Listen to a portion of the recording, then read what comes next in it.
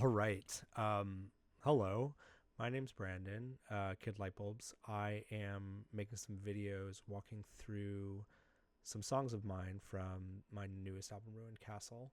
Um, this video walks through Hope Inside My Baby's Heart, which is track two. Um, so this song goes back a very long time. The piano line that sort of drives it, if you're familiar with the song, it's very simple. It's basically just like two chords that expand on themselves. So this is just one long take of me playing two chords and occasionally kind of expanding, adding a third note, fourth note.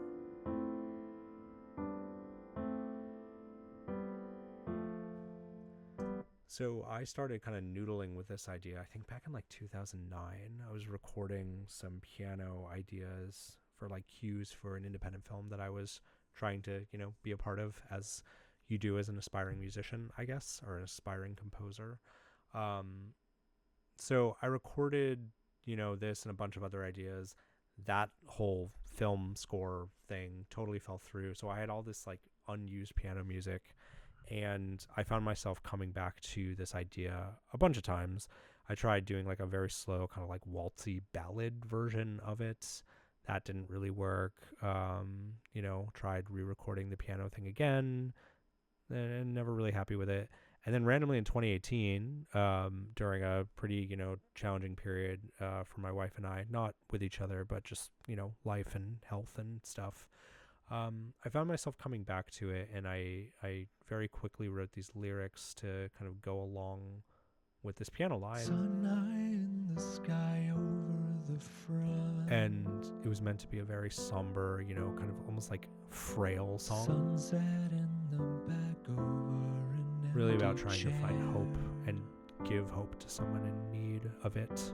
Read all of the books that you can. This vocal line is very auto-tuned. Again, like I think there's something very sort of like frail and, like not full of life with something like auto-tune. You can make it sound very big and epic, like, someone like Bon Iver or Kanye likes to do. But I think in this context, it sounds very cool as almost like this very dry tone with it. And the song kind of just builds very slowly. As you can see here, there's not a whole lot going on. In terms of like the drums and percussion, it's really just these two layers. It's a drum beat coming out of a drum machine. It's just a software one from Logic.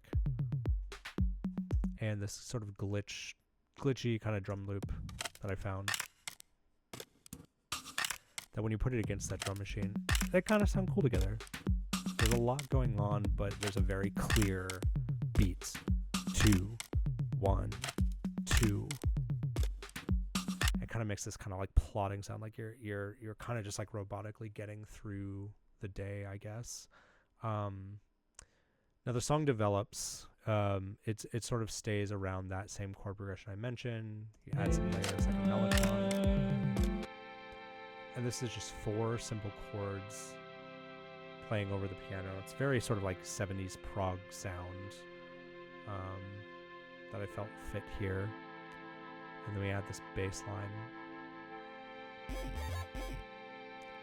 And I think I wanted to do like a cool like funky slap bass thing at the time, but I obviously didn't have a bass guitar with me, so I started looking for, samples, sample bass guitars. They didn't really sound good.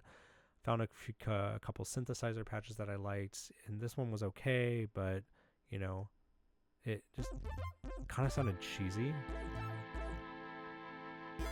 So I threw this bit crusher effect on it and put a lot of downsampling. Downsampling basically just like really, really crunches the sound to a very small number of bits digitally, and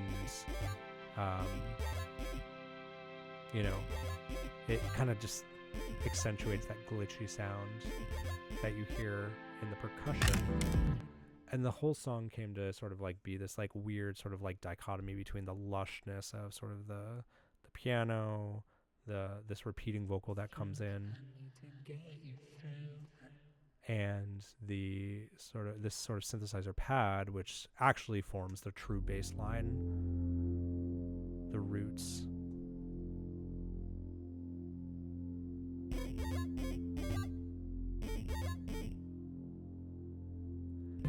So there's sort of like this dichotomy between very digital and very, rich and organic sounding sound. To sort of take it sort of takes you now on this chord progression to new areas like D minor and B flats. And these are all just continuing to sort of like work within that chord progression that I started with. Rhythmically, it's the same. The only thing we're doing is adding notes, really. Instead of going up, we're going down.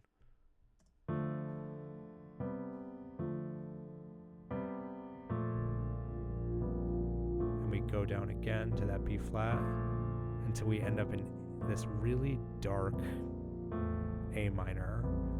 And this is meant to sort of be that sort of like muck. And then everything cuts out. Except for the piano and the pad glitch. And I almost ended the song here, I think. But it didn't feel right. I needed something to sort of take the listener back up. I found this like weird sound effect to sort of like it sort of like blends in with the piano if you listen to them side by side.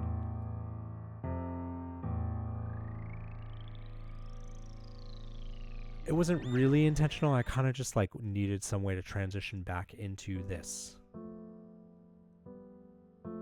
That wasn't just working the piano all the way back. And this takes you into the second section,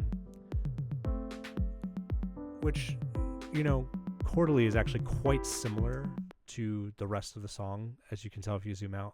It's a lot of the same visually. Two main things that sort of change. One, I took the glitch beat from before and copy pasted it. It's this exact same beat. But I accidentally copied it or pasted it to the wrong marker. So here you see it's, quarter note before the one. So in context, if I play it against the drum machine, it has a totally different feel to it.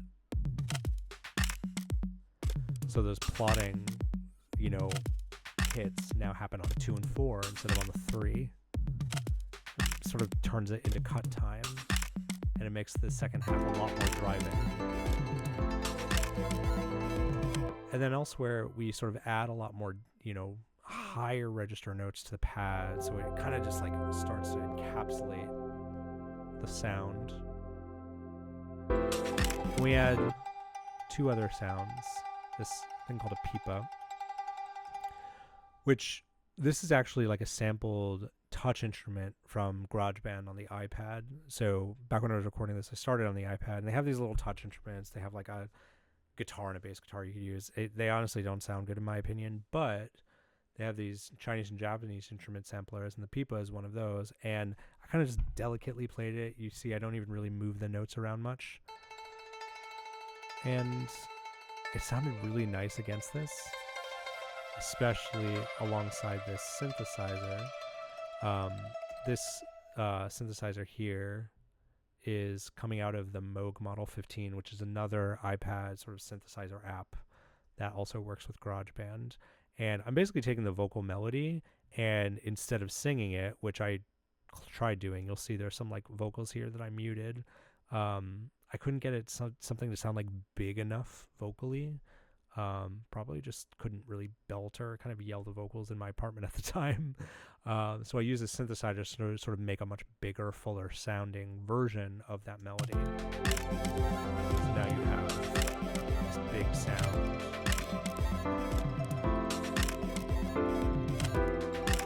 Which, like I said, it's almost exactly the same as the one before, but with these few subtle tweaks, I think make it much bigger in comparison.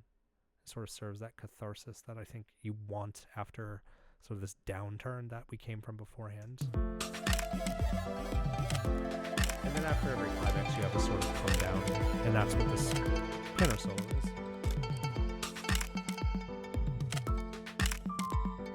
Now, the piano solo actually also comes from back in 2009 when I was sort of like coming up with that film score stuff. Obviously, it was a little bit different, but I sort of like recalled from memory generally how the piano line went. and I sort of recorded it, but in this sort of like 4/4, like kind of glitchy electronic rock format, and just did it in one take.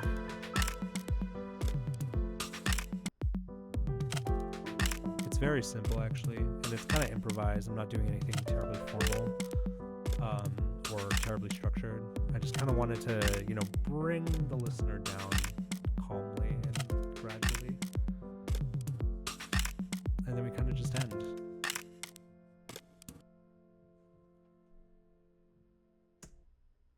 And that's the song. Hope Inside My Baby's Heart. It's track 2 on Ruined Castle, which you can now listen to everywhere. Thanks for watching.